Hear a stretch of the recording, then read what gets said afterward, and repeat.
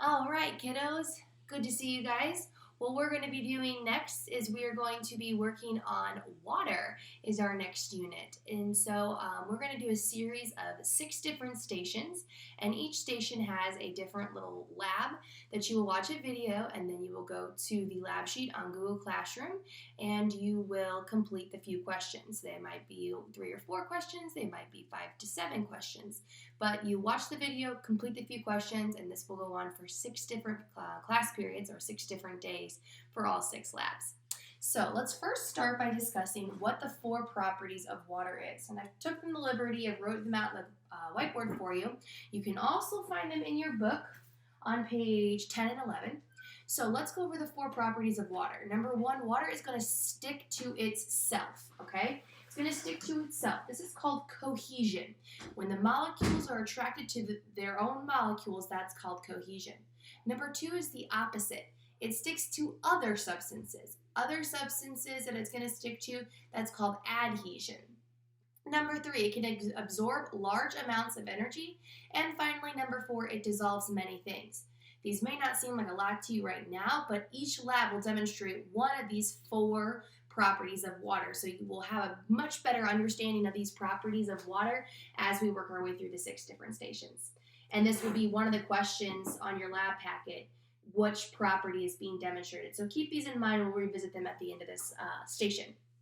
So today's station, what I'm going to do is I'm going to take 2 jars, okay? One jar is going to have 75 milliliters of water, and one jar is going to have 75 milliliters of oil.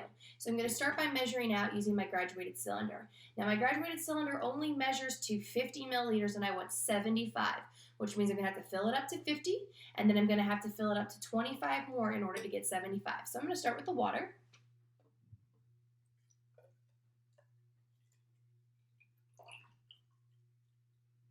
All right, and I'm a little heavy, so I'm going to just go ahead and pour a bit back. Remember, you can't measure accurately up here. You got to put it down, get to eye level. That looks good. So I'm going to dump 50 milliliters of water into this jar. And now I need 25 more. Spill just a little bit.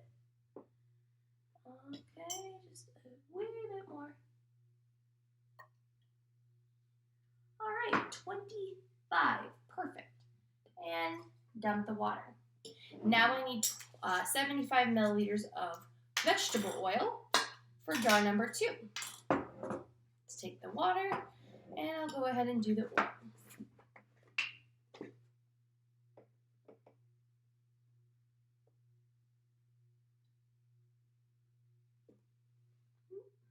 A little bit more.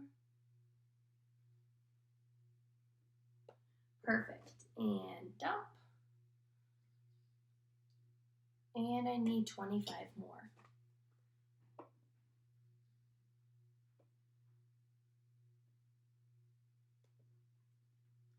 Perfect. Did spill a little bit. That'll be all right. Okay, so I got my 2 jars. Now, each jar is going to get an entire spoonful of salt.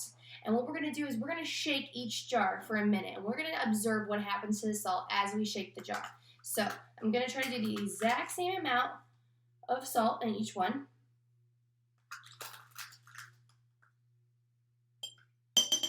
And there's your salt. And I'm going to secure their lids, so I'm ready to shake. And then I will time them for 8 minutes. All right, getting my timer ready.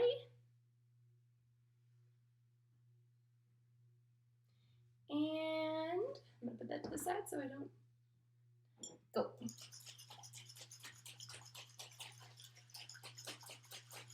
A whole minute of shaking.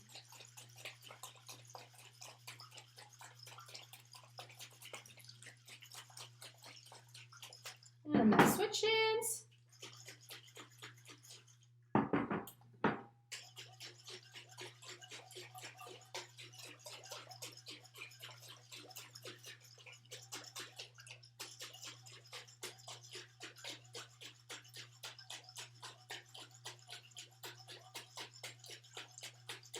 Almost done. We got about 20 seconds left of shaking. I'm going to switch them one more time just to make sure they're even.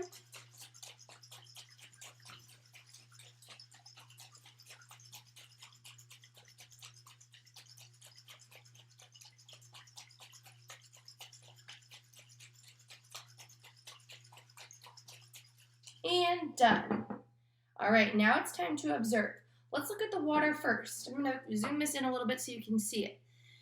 Can you see any salt on the bottom?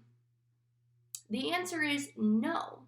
And why is because water is a universal solvent, which means it's going to dissolve things very easily. So the water dissolved the salt, no problem. Now let's take a look at the oil. Oh, look at all that grime around there. Ew, right? That's salt. So it did not dissolve that salt like the water did. Also, if you check out the bottom, see all that salt in the bottom? Yeah, that oil did not take in that salt. It just left it and get clumpy and nasty, and then that's when you see the sides all goopy like that. So, to ask which one dissolved the salt, the answer would be water dissolved the salt, oil does not. And why? Well, let's revisit the 4 properties of water. Which one did we demonstrate? Did we show that water sticks to itself in this lab? No. What about it sticks to other substances? No, it's not sticking to anything else. It can absorb large amounts of energy? No. Or it dissolves many things.